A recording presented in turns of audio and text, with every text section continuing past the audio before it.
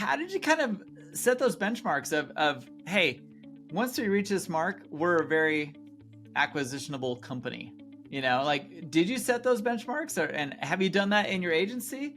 Like, how do you look at your business and exit? Yeah, I think in that case, it was interesting because they had investors and, obviously investors wanted their money out. So it's a little bit different situation if you have investors breathing down your neck looking for their 5 to 7 year return, right?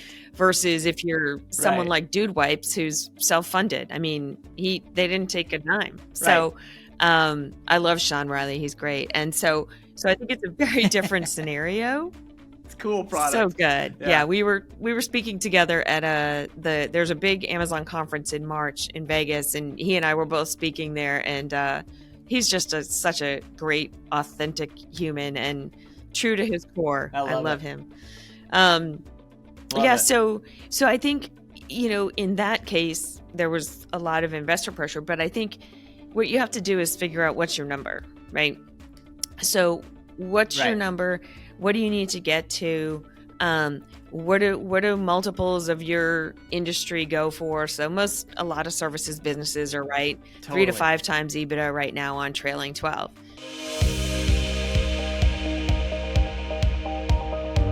Hey, welcome back to the show. We are so excited to have with us Carolyn Lowe, who's going to talk to us about her business and what she's done to grow and scale. Carolyn, who are you and what do you do? Hey, Todd, thanks for having me. Carolyn Lowe founded ROI Swift about 8 years ago, really to help brands grow and scale that are in the 3 to 50 million range. So my background, grew up in Boston. Dell recruited me and brought me down to Austin, Texas in 1999. Spent 6 years in a variety of businesses there at Dell. Ran a $2 billion division. It just wasn't fun anymore to do that every day, day in, day out. You couldn't come on. couldn't get excited about it. You say that so casually, and everyone listening is like, a $2 billion part piece of business? That's awesome. How does that get boring? It gets boring because it's, as you can imagine, the bigger the organization, as you know, the slower things move. And so for someone who loves e-commerce and loves transactional marketing, that was a really difficult, challenge, lots of input and lots of cooks in the kitchen. And so I went to a mom and baby company in 2014, and I love that. It was a $3 million better for you mom and baby company, which I loved. Company called Upspring. And I was their whole e-commerce and department. So I ran their website, their Google, their Facebook. I moved them to Shopify back in 2014, moved them off of MailChimp to Klaviyo. Nice. And then I had this fledgling little Amazon business, which I grew and scaled like 4,000x. And then they eventually got acquired 2 years later by Reckitt Benckiser. So that was where I found my passion. That's awesome. I mean, a 2-year play to an exit is music to most people's ears. Yeah, that's really cool. No, they had been in business for 10 years before I gotcha. Took over and did their e-commerce. So a lot of that growth happened in that 12-month period. Well, I was going to say, when you mentioned a 4,000x growth in a couple of years, that's pretty fun. It was really fun, and great founders and great mission. Well, I can tell. I mean, obviously, not everyone has an opportunity to jump into something that niche and that fun, but it's like when you find something you're passionate about and you can totally get behind the founders, it is a fun thing. Like, it's a really awesome thing. So that's really cool. So from there, your story sounds like it's leading from Big Dell, which in 1999, I don't know that there was too many people bigger than them. Not many. That's big. A big organization. You go to Austin, you have fun with that, but then you kind of get dialed into this small startup, grow that, exit that, and then what? And so then I founded ROI Swift about 8 years ago to really help. I said I loved doing that with Upspring. I want to do that with 999 more brands. So, set off on this goal to help 1,000 brands grow profitably through. Love it. At the time, it was paid search, paid social, and Amazon. Okay, fair enough. And how is it going so far? Like, how close to 1,000 are you? Well, I think, Todd, this is the really interesting part. And I think every founder knows this. There's a time in your business when you need to pivot. And it might be industry, right? It might be products. It might be people, there's all kinds of pivots you need to make within a business at times. And our pivot this year, we did a big pivot. We moved away from paid search and social. And that was really scary. I think, no kidding. To shed 30% of our revenue was kind of a scary thing, but it was the right pivot. What made you think you needed to make a change like that? I mean, to cut 30% is a scary thing for anybody in any industry, but like, you were looking at your numbers and thought, what? Like, we're just too spread out, or what was the thought process going into that? Yeah. And I'll share a little bit about this. I was on a Zoom call with Richard Branson from Virgin Group, and he said, Sir Richard. Sir Branson, Richard, I should have said sir. Wow. I hope he doesn't confine me. Come on. And he said, if we can't be the best at a business, then we exit it. And so there's things that he has shut down because they couldn't be the best. And given all the iOS and privacy changes and, what you can get on Meta today is not what you could get on Meta returns 5 years ago, even, Right. There was a boot company that we took from like 0 to 18 million run rate in 12 months just on Meta advertising. Wow. But that was 7-8 years ago, right? You can't get that kind of results now. So we looked at that. No. And then the other big thing, as you can imagine, coming from Dell, we all ran, massive P&Ls. So we're very numbers focused. And we realized our revenue per client was, almost half that on paid search and social than it was on our Amazon business. And they were a lot harder to run. And so we looked at the profitability and said, this is great, but this is not scalable. We have 70% of our revenue is coming from Amazon. Let's shut this down. So July 1st, we actually shut down 30% of our revenue, and we're 100% all in on Amazon because that's what we are the absolute best at. Oh my gosh. I absolutely love that story. For those of you listening, this is like a very moving moment in any business when you can actually start chopping product off. Normally it's not a 30% revenue item like you're talking about, but I mean, it's definitely nice to cut a lot of like 5% and 10% guys out of the way. But like, that is such a bold move. And I absolutely love that you did this. And walk us through a little bit about your P&Ls. How do you look at them? How do you review them? Because I would venture to say that the majority of our listeners know what they are, but they don't know how to read them and get those cues. What are you looking for when you're looking through your P&Ls? And how do you kind of organize them so that your expenses reflect directly to revenues? Like, how do you structure it so you can read them and get data from them that's actionable? Yeah, great question. Great question. There's a great book called Profit First. So you look at your revenue and then what do you want to make for profit? Do you know that book? I do. I just, my CPA made me listen to it this spring and I absolutely love it. It's fantastic. But I'll tell you, so we're in a service business. So obviously for product businesses, it's very different. But in a service business, typically people are your biggest expense, right? We provide a service. Yeah. And so some of the key metrics that you look at are, there's a great, if you're on something like QuickBooks, there's a built-in report that's, P&L as percentages. So you can just spit it out, takes 2 seconds, and you can see, okay, my headcount, my overhead, my labor is X%. And so if you know where you want to be in terms of profit, and most, agencies are in the 10 to 30%, depending on where they are in their life cycle. Right.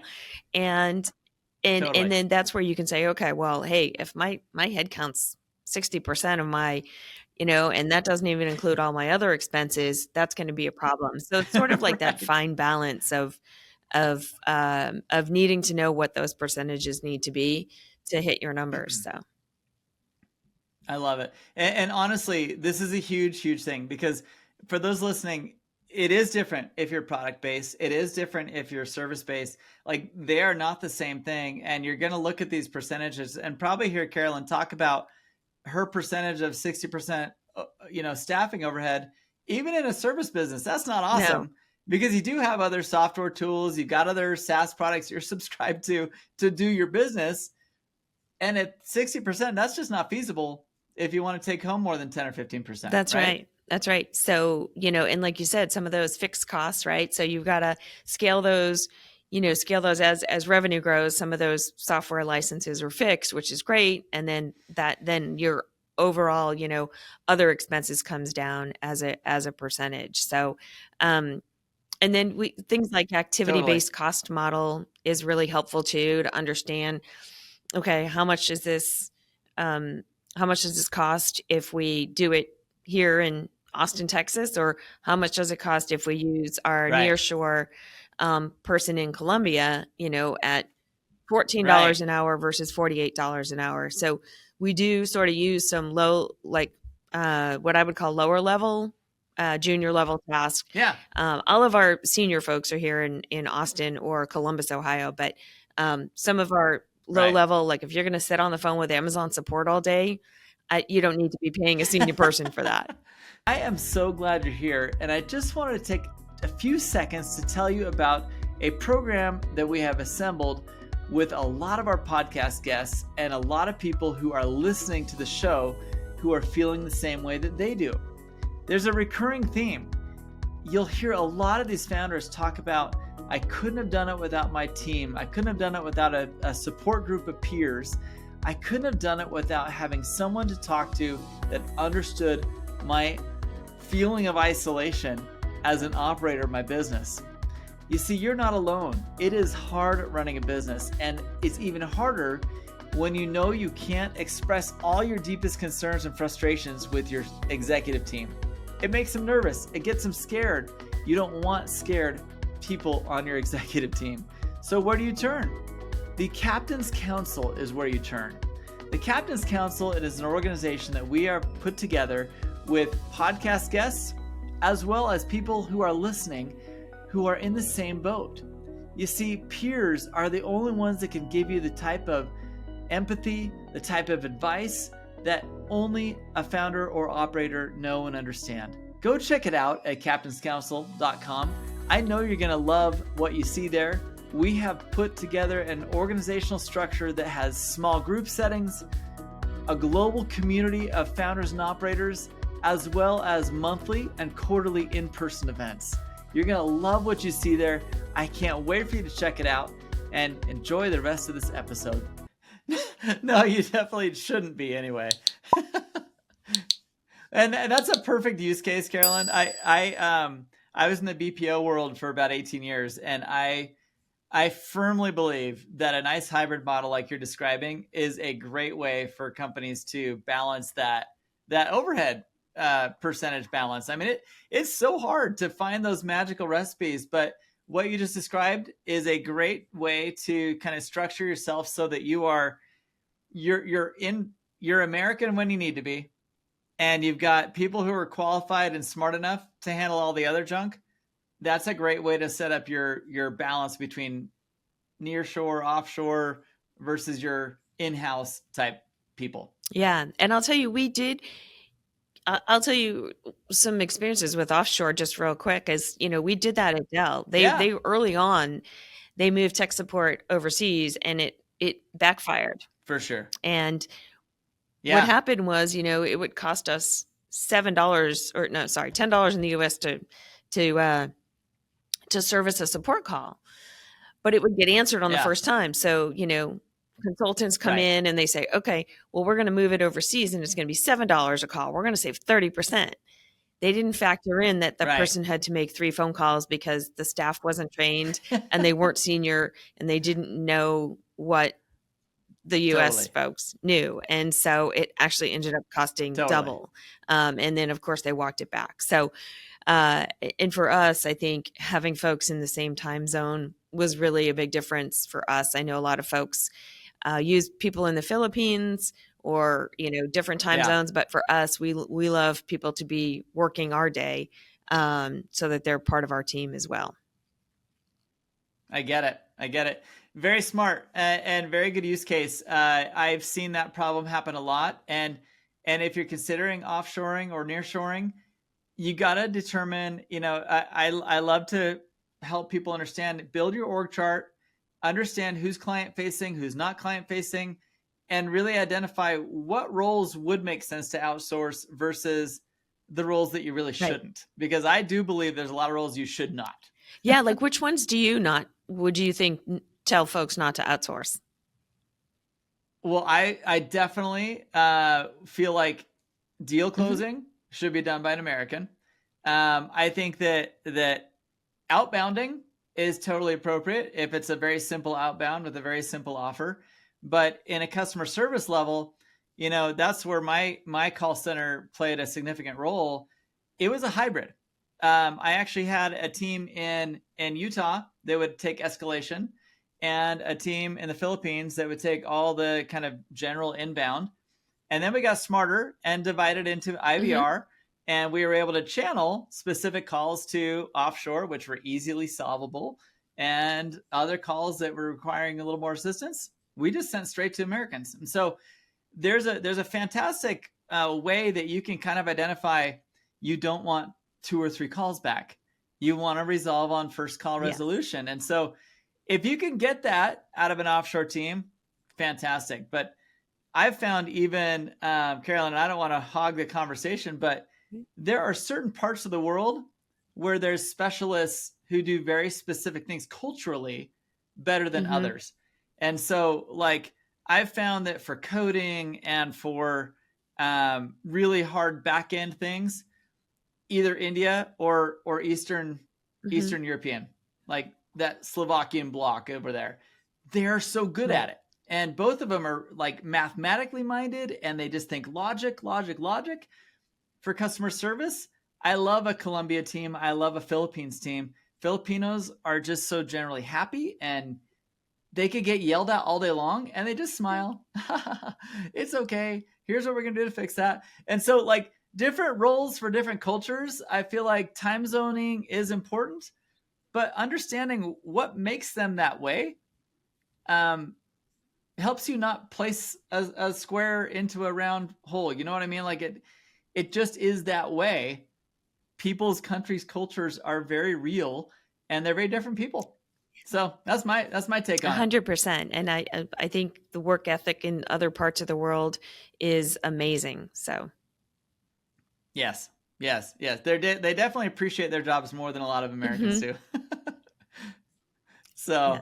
But the fact that you experienced this on a very large scale with Dell, and then incorporated this into your business, walk me through.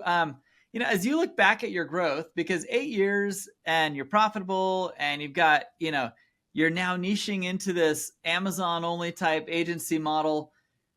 Walk us through, like, I know that was a key decision, but what other things kind of led to your initial transition from a launching company into someone in a growth stage? Yeah, I find a lot of people get to this point, and the one thing is, at some point, most folks do want to sell a business, right? And to do that, you've got to have a few things, right? You've got to have a repeatable sales process. You've got to have recurring revenue. So there's a whole checklist, right, of things you have to have. Oh yeah. And I feel like for us and for a lot of folks, I think the first 0 to 2 million is pretty easy.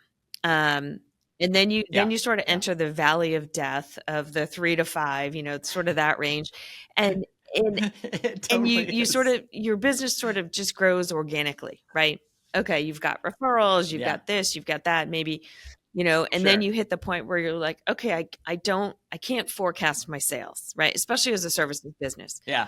If you don't have a repeatable sales process. So do you have outbound? Do you have inbound? Do you have content marketing? Do you have do you have speaking engagements and forecasting? What does all of that bring in? I think that's one of the hardest things as a service business is if you can nail that repeatable sales process, that makes you so much more attractive to folks that want to gobble you up, or folks 100%. You want to gobble up. Yeah. Yeah, no kidding. I mean, you're talking exit strategy, and I think a lot of people think, well, that's 20 years away.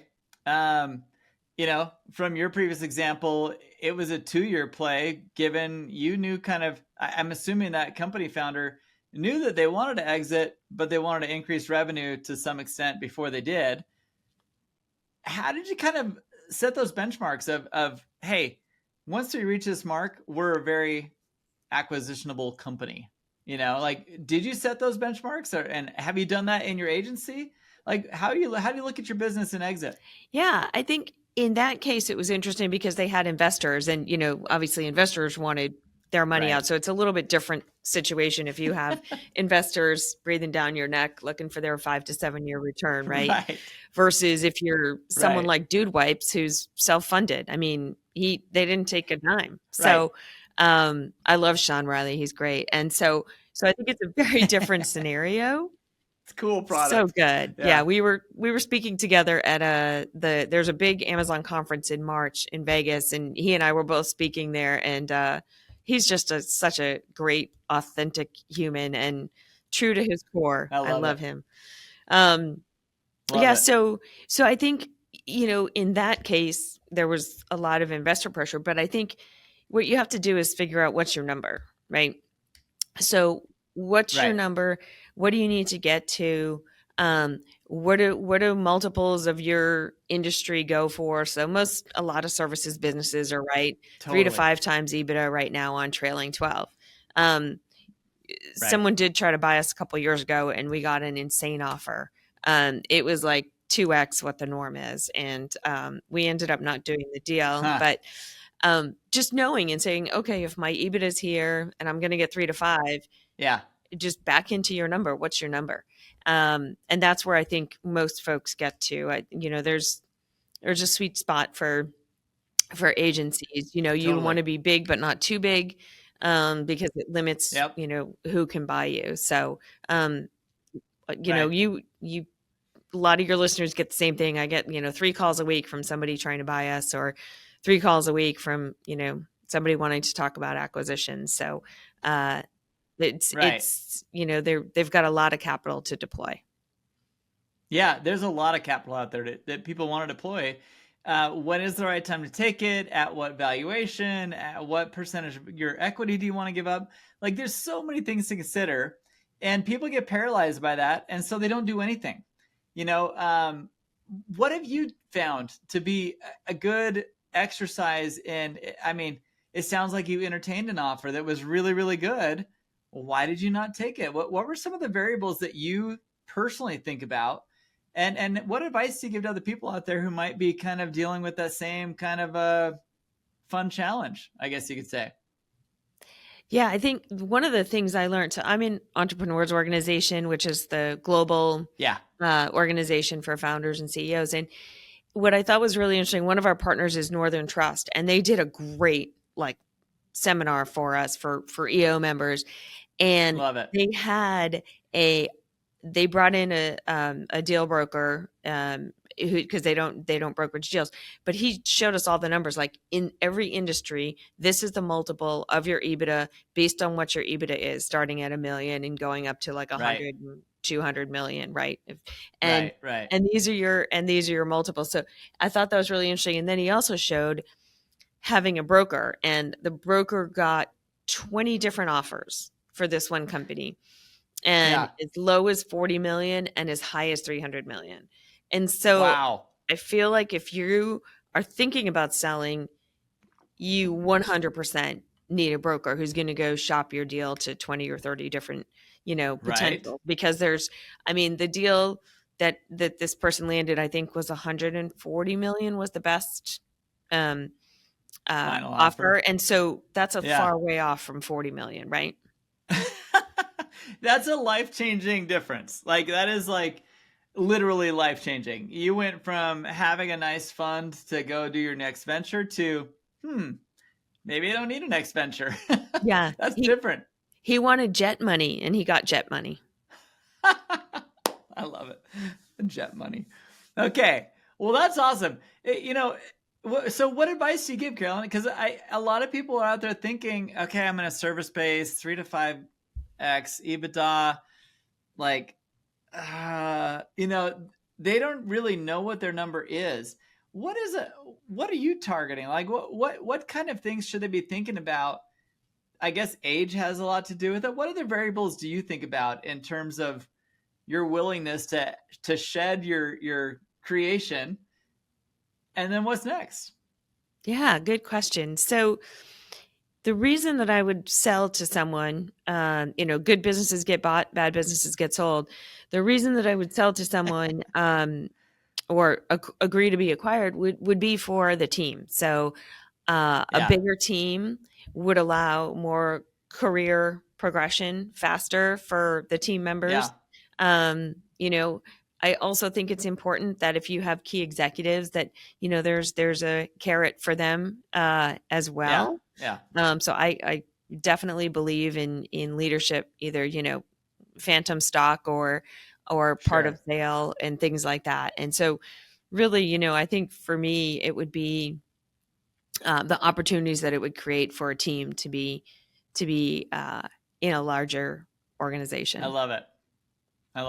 And then it's so thoughtful. And honestly, I feel like business founders that are in it all for themselves, generally that kind of exudes into their team and they know that something's up. And I think they're less motivated to get you to where your target wants to be, as opposed to, hey guys, we're looking at a possible acquisition here.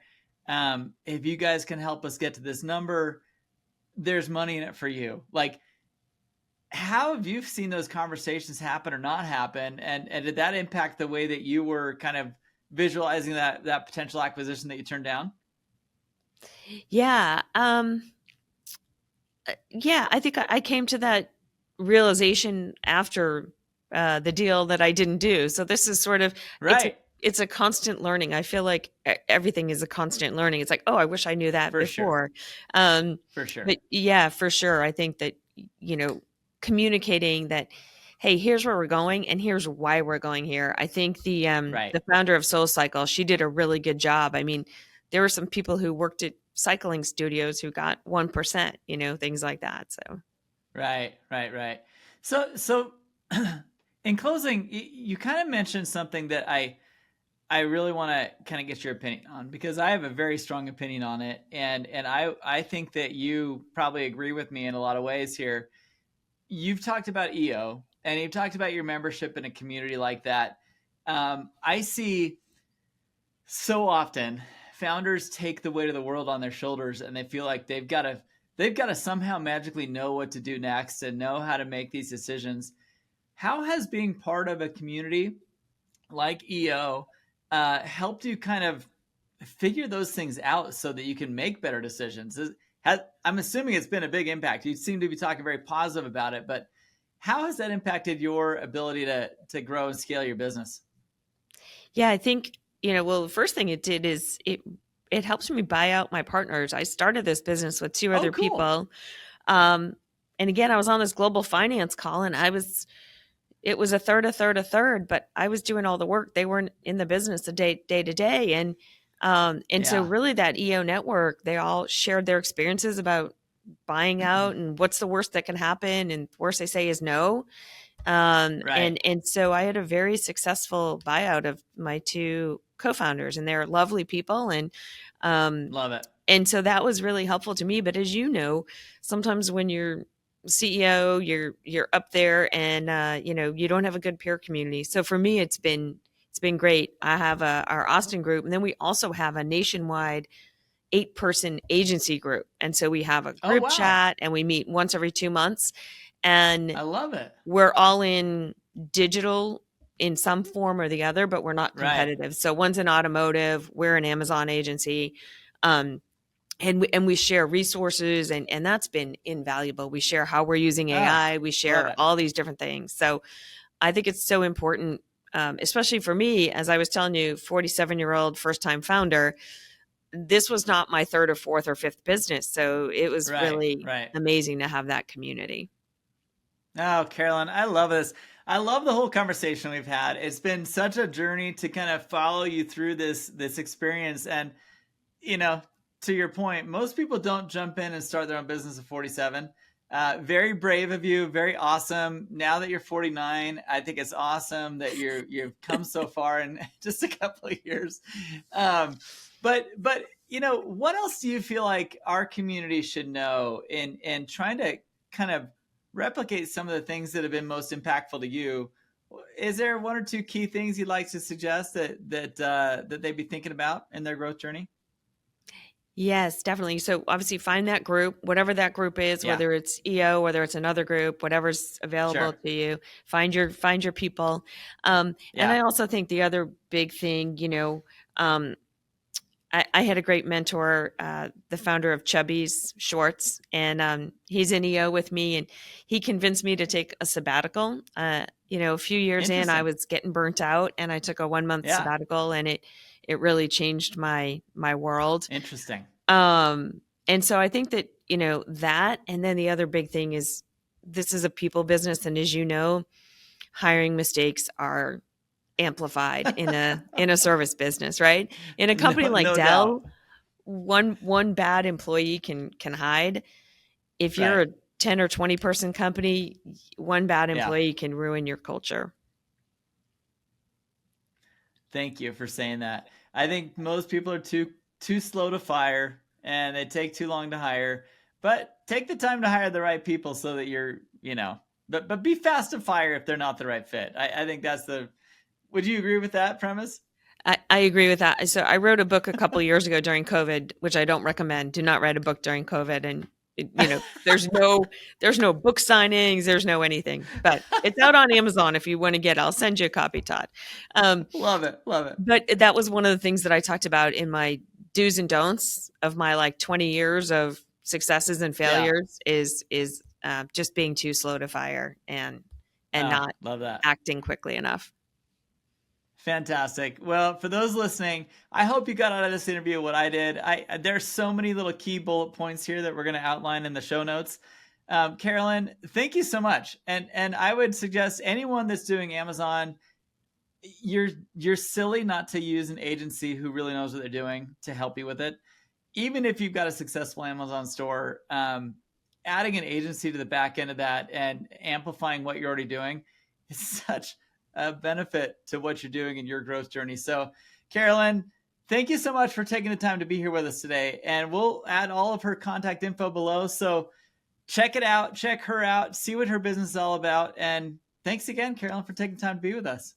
Thanks for having me, Todd. One of the things I love most about Carolyn and her story is that she emphasized the fact that she didn't do this all on her own.